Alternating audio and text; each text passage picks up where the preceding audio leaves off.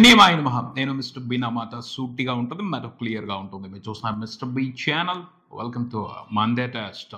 ఈ week Monday టెస్ట్‌లో 3 సినిమాలు పార్టిసిపేట్ చేశాయి. Mechanic Rocky, zebra, Devaki Nandana, Vasudeva. వీటితో పాటు అన్అఫీషియల్ పోటీదారు అమరన్ ఈ వారం కూడా తను చేయాల్సిన జాతర సైలెంట్‌గా చేసింది. ఆ సినిమా గురించి కూడా మాట్లాడుకోవాలి ఖచ్చితంగా. ముందు అమరన్ గురించి మొదలు పెడితే వెళ్తా ఉంటుంది. వీడియో మొత్తం అదే వెళ్ళిపోద్ది. ఎందుకంటే ఎప్పటికప్పుడు ఈ సినిమాకి సంబంధించి కొత్త విషయాలు తెలుస్తూనే ఉన్నాయి. అందుకని లాస్ట్‌లో మాట్లాడుకుందాం. మెకానిక్ రాకీ సినిమా పరిస్థితి ఏమిటి అనేది ఆడియన్స్‌కి అర్థమైపోయింది. విశ్వక్సేన్‌కి కూడా అర్థమైపోయింది. అందుకనే సినిమా రిలీజ్ తర్వాత నుంచి పబ్లిసిటీ తగ్గించేశాడు. అంటే కంటెంట్ మాట్లాడాలి, నేనెందుకు మాట్లాడటం, కంటెంట్ చూసుకుంటదిలే అనేసి తను సైలెంట్ అయిపోయాడు. జనాలు కూడా సినిమాలో ఉన్న కంటెంట్‌కి తగ్గట్టు రెస్పాన్స్ ఇవ్వటం మొదలుపెట్టారు. అది అంత ఇంట్రెస్టింగ్‌గా లేదు. మెకానిక్ రాకీ ఈ సినిమా ఎందుకు ఆడలేదు అనే దానికి సంబంధించి నా దగ్గర ఒక రీజన్ ఉంది. ముందు ఈ సినిమాకి సంబంధించిన బిజినెస్ గురించి మాట్లాడేసుకుని ఆ తర్వాత ఆ రీజన్ గురించి తెలుసుకుందాం. సినిమాకి ప్రపంచవ్యాప్తంగా జరిగిన బిజినెస్ చూసుకుంటే దాదాపు 9 కోట్ల వరకు ఉంది. ఫస్ట్ రోజే ఎక్స్పెక్టేషన్స్ కంటే తక్కువ నెంబర్స్ రిపోర్ట్ అయ్యాయి. రెండో రోజు నుంచి కలెక్షన్స్లో దారుణమైన డ్రాప్. మూడో రోజు కూడా ఇంట్రెస్టింగ్ నెంబర్స్ రిపోర్ట్ చేయలేదు. 2 తెలుగు రాష్ట్రాల వరకే కాదు, ఓవర్సీస్లో కూడా. అసలు ఓవర్సీస్లో అయితే వెరీ పూర్ రెస్పాన్స్ సినిమాకి. టోటల్ 3 రోజుల కలెక్షన్ల షేర్ 2 తెలుగు రాష్ట్రాల వరకు చూసుకుంటే 3 కోట్ల వరకు ఉంది. రెస్ట్ ఆఫ్ ఇండియా, ఓవర్సీస్ ఇవన్నీ కలుపుకొని చూసుకుంటే 3.5 కోట్లు మాత్రమే షేర్ 3 రోజుల్లో సినిమా ప్రపంచవ్యాప్తంగా రిపోర్ట్ చేసింది. గ్రాస్ నియర్లీ 6 కోట్లు ఉంది అంతే. వీకెండ్లోనే సరిగా నెంబర్స్ రిపోర్ట్ అవ్వలేదు. ఫస్ట్ మండే రోజున కూడా పెద్ద నెంబర్స్ని ఎలా ఎక్స్పెక్ట్ చేస్తాం. కలెక్షన్స్లో సండేతో పోల్చుకుంటే మండే రోజున డ్రాప్ కనిపించింది. ఆ రెస్పాన్స్ను బట్టి అర్థమైపోయింది సినిమాకి లాంగ్ రన్ ఉండదు అని. హిట్ అవ్వాలంటే 9 కోట్ల వరకు రావాలి, కష్టం. ఆ నెంబర్ ఇలాంటి రెస్పాన్స్తో రీచ్ అవ్వడం కష్టం. అంటే సినిమాతో బిజినెస్లో ఇన్వాల్వ్ అయి ఉన్న వాళ్ళు దాదాపుగా 5 కోట్ల వరకు నష్టపోయే పరిస్థితి. నష్టం అనే మాట వినపడుతుంది అంటే సినిమా మండే రోజులో ఫెయిల్ అయింది. కానీ ఎందుకు ఫెయిల్ అయింది? సినిమా రిలీజ్ అయిన దగ్గర నుంచి చాలా రిపోర్ట్లు ఇలాగే వినపడ్డాయి. ఫస్ట్ హాఫ్ బాగాలేదు, అస్సలు బాగాలేదు. సెకండ్ హాఫ్ బాగుంది, అలా వెళ్ళిపోయింది. ఎందుకు బాగుంది? ఏవో కొన్ని ట్విస్టులు బాగున్నాయి, అవి నచ్చాయి. అంతే తప్పించి సినిమా అంత ఇంట్రెస్టింగ్గా ఉంది అనేది ఎక్కడ రిపోర్ట్స్ లేవు. కొన్ని విషయాలు బాగున్నాయి, ఫస్ట్ హాఫ్ అసలు బాగలేదు. అంటే చెప్పొచ్చు ఈ సినిమా ఒక హాఫ్ బేక్డ్ ఫిలిం అని. హాఫ్ బేక్డ్ ఫిలిమ్స్ ఎలా తయారవుతాయి? ఒకటి, డైరెక్టర్ దగ్గర విషయం లేనప్పుడు, ఫిలిం మేకింగ్కి సంబంధించి డైరెక్టర్కి ఫుల్ నాలెడ్జ్ లేనప్పుడు ఎక్కువగా హాఫ్ బేక్డ్ ఫిలిమ్స్ తయారవుతూ ఉంటాయి. 2, డైరెక్టర్ దగ్గర విషయం ఉన్నప్పటికీ నిర్మాతలు హడావుడి పెట్టచ్చు. హీరో డేట్లు దొరికాయి, గబగబా అవజేసేద్దాం అని తొందర పెట్టినప్పుడు హాఫ్ బేక్డ్ ఫిలిమ్సే తయారవుతాయి. ఎలా అయినా కానీ మిస్టేకే, దాని మూలంగా బ్యాడ్ రిజల్టే వస్తుంది. ఈ మిస్టేక్ జరగకుండా చూసుకోవాల్సిన బాధ్యత ఎవరిది? ఫస్ట్ అయితే నిర్మాతదే, సెకండ్ హీరోది అవుద్ది. ఎందుకంటే హీరో కోసమే కదా నిర్మాత సినిమా తీసేది, హీరోనే కదా లీడ్ తీసుకుని సినిమాని అంత బాగా ప్రమోట్ చేసేది. మెకానిక్ రాకీ మూవీతో దర్శకుడిగా పరిచయం అతను కొత్త అతను. మరి అతను ఏ ఆప్షన్కి రిలేట్ అవుతాడో నాకు తెలియదు, ఎందుకంటే నేను సినిమాని చూడలేదు. కానీ ఈ హాఫ్ బేక్డ్ సినిమాలు అనేవి తెలుగు ఫిల్మ్ ఇండస్ట్రీలో ఉన్న చాలా పెద్ద ప్రాబ్లం. 1-2 ట్విస్టులు బాగుంటే చాలు, లేకపోతే కథ మొత్తం మీద 2-3 పోర్షన్స్ ఇంట్రెస్టింగ్గా ఉంటే చాలు, ఛాన్స్ ఇచ్చేస్తున్నారు, సినిమా చేసేస్తున్నారు. అంత హడావుడిగా అవగాహన లేకుండా కథల్ని ఓకే చేసేప్పుడు ఇలాంటి రిజల్ట్సే వస్తాయి. తెలుగు ఫిల్మ్ ఇండస్ట్రీలో ఒక విచిత్రమైన పరిస్థితి ఉంది. ఇప్పటి నుంచే కాదు, చాలా రోజుల నుంచి ఉంది. ఇంకా అది కంటిన్యూ అవుతూనే ఉంది. అదేమిటి అంటే ఇక్కడ డబ్బులు పెట్టేవాళ్ళు చాలామంది ఉన్నారు, సినిమా తీయాలని ఆశపడేవాళ్ళు చాలామంది ఉన్నారు. కానీ ఎక్కువ మందికి మంచి కథను పట్టుకోవడం చేత కాదు, ఓ మంచి స్క్రీన్ ప్లేని జడ్జ్ చేయడం చేత కాదు. కథల్ని నమ్మటం కంటే కూడా జ్యోతిష్యుల్ని నమ్మి, అదృష్టాలని నమ్మి, న్యూమరాలజీని నమ్మి సినిమాలు తీసేవాళ్ళు ఎక్కువగా ఉంటారు ఫిల్మ్ ఇండస్ట్రీలో. అది కూడా ఇలాంటి బ్యాడ్ రిజల్ట్స్కి కారణం అని చెప్పొచ్చు. అలానే మరో విడ్డూరమైన పరిస్థితి కూడా ఉంది తెలుగు ఫిల్మ్ ఇండస్ట్రీలో. ఎవరైనా సరే ఒక విషయంలో తప్పు జరిగింది అన్నప్పుడు ఆ తప్పు మనం చేసేటప్పుడు చేయకూడదని జాగ్రత్తలు పడతారు.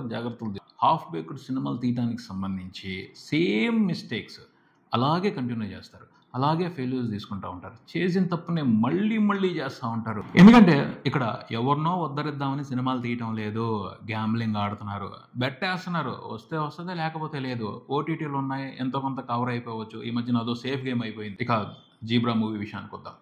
ఈ సినిమా రిజల్ట్కి సంబంధించి గర్వపడిపోతున్నాడు, చాలా ఆనందపడిపోతున్నాడు సత్యదేవ్. కానీ మీరు గర్వపడిపోవాల్సినంత సక్సెస్ అయితే ఈ సినిమా చూడలేదు సత్యదేవ్ గారు. వీకెండ్కి 3 సినిమాలు రిలీజ్ అయ్యాయి. ఆ 3 సినిమాల్లోకి ఈ జీబ్రా మూవీనే బెస్ట్గా పెర్ఫామ్ చేసింది అన్నదే సక్సెస్కి కొలమానం కాదు. జీబ్రా మూవీ కూడా హిట్ అవ్వాలి అంటే ఇంకా 2 కోట్ల షేర్ వెనక్కి తెచ్చుకోవాలి.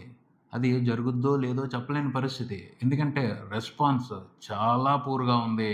ఓన్లీ ఏ సెంటర్స్లో మాత్రమే కొంచెం సినిమా మీద ఆసక్తి ప్రదర్శిస్తున్నారు. అక్కడ కూడా లో ఆక్యుపెన్సీసే. బీసీ సెంటర్స్లో అయితే ఇంకా సినిమాని ఎవరూ పట్టించుకోవట్లేదు. కానీ చిత్రమైన పరిస్థితి ఏమిటి అంటే సినిమాకి కొంత పాజిటివ్ టాక్ ఉంది. పబ్లిక్లో ఈ పాజిటివ్ టాక్ క్రియేట్ అయ్యింది. ఆ పాజిటివ్ టాక్ సినిమాని బ్లాక్ బాస్టర్ చేసేంత గొప్పగా అయితే పబ్లిక్లో స్ప్రెడ్ అవటం లేదు. ఎందుకు అవటం లేదు? ఫైండ్ అవుట్ చేసి వీలైనంత త్వరగా యాక్షన్ తీసుకుంటే మంచిది. ఎందుకంటే ఆల్రెడీ ఆడియన్స్ అందరూ కూడా పుష్ప మూడ్లోకి వెళ్ళిపోయారు. పుష్ప కోసమే వెయిట్ చేస్తారు. జీబ్రా మూవీని కూడా నేను చూడలేదు. ఎందుకు చూడలేదు అంటే నాకు నేనున్న చోట రిలీజ్ అవ్వలేదు, నియర్ బై కూడా రిలీజ్ అవ్వలేదు. చాలా దూరం వెళ్ళి చూసి రావాలి. సో కష్టమైన పని, అందుకని ఆగిపోయాను. ట్రాక్ చేస్తున్న వాళ్ళు సినిమాకి సంబంధించి మాట్లాడుతుంది, కలెక్షన్స్ ఇవన్నీ చూసినప్పుడు అర్థమవుతుంది. ఫస్ట్ రోజుతో పోల్చుకుంటే రెండో రోజు మూడో రోజు సినిమా బెటర్గా పర్ఫామ్ చేసింది. కానీ అది సరిపోదు. అంతకు మించి సినిమా పర్ఫామ్ చేయాలి. మంచి టాక్ వస్తే, అంటే సినిమాలో ఇంట్రెస్టింగ్ కంటెంట్ ఉంది అంటే ఖచ్చితంగా బెటర్గా పర్ఫామ్ చేయాలి కదా.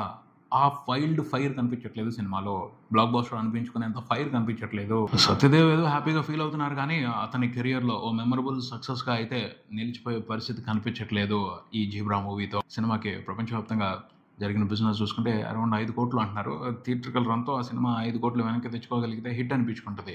3 రోజుల తర్వాత చూసుకుంటే సినిమా ప్రపంచవ్యాప్తంగా రిపోర్ట్ చేసింది 3 కోట్లే.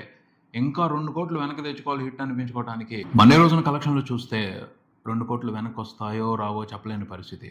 ఎందుకంటే అంత ఇంప్రెసివ్గా ఫస్ట్ మండే రోజున కలెక్షన్స్ రిపోర్ట్ అవ్వలేదు. టాక్ బాగుంది కాబట్టి ఎక్కడైనా మూమెంట్ మారితే అద్భుతం జరగవచ్చు. సత్యదేవ్ పిలుస్తున్నాడు, వచ్చి సినిమాని థియేటర్లో చూడండి అని. ఆడియన్స్ అంత ఇంట్రెస్టెడ్గా అయితే లేరు. ఇంకేదో కావాలి పబ్లిసిటీకి సంబంధించి. మంచి మూమెంట్ ఇచ్చే, మంచి ఊపిచ్చే బజ్ కావాలి. అది రావట్లేదు సినిమాకి. నెక్స్ట్ అశోక్ గల్లా నటించిన దేవకీ నందన వాసుదేవ.